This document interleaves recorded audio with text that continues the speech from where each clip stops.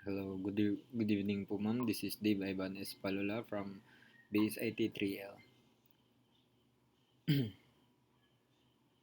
Hello everyone, this is my individual video reaction video for the case study Legal Compliance in Action. For this presentation, I chose a real-life case involving one of the biggest IT compliance failures in history, the Facebook Cambridge Analytica data privacy scandal. This case is important because it highlights what happens when a company fails to protect user data and violates major law such as the EU General Data Protection Regulation and the FTC privacy rules. Case background. In 2018, it was revealed that Cambridge Analytica, a political consulting firm, collected personal data from over 87 million Facebook users without their consent. The data was harvested through a personality quiz app, and because of the Facebook weak data sharing controls at the time, the app collected information not only from the quiz takers, but also from their Facebook friends without permission. This data was later used for political profiling, target advertising, and election related activities. Governments around the world responded by launching investigation into Facebook handling of user data. Legal challenges faced. Number 1. US Federal Trade Commission.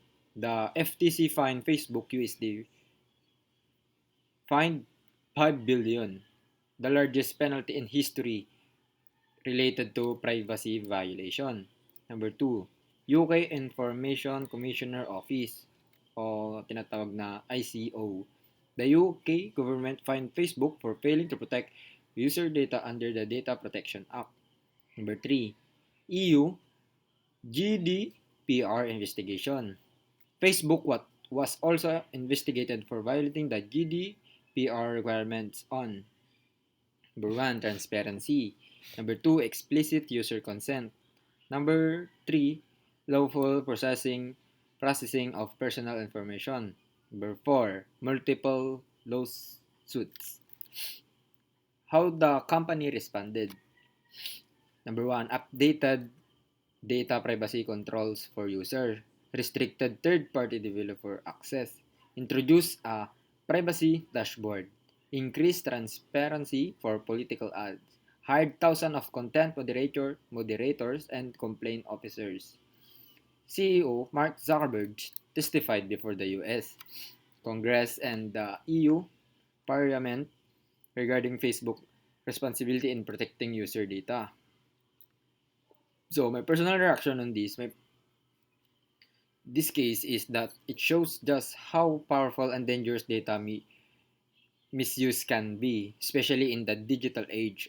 As users, we trust platforms for our personal information, but this incident revealed how easily that trust can be broken. I believe Facebook failed to prioritize user privacy and focus more on innovation and growth than legal compliance. The scandal reminds us that IT student IT system must have strict privacy, security, and accountability measures. So, ang lesson learned po natin dito, user data must always be protected. Compliance is not optional. Transparency builds trust.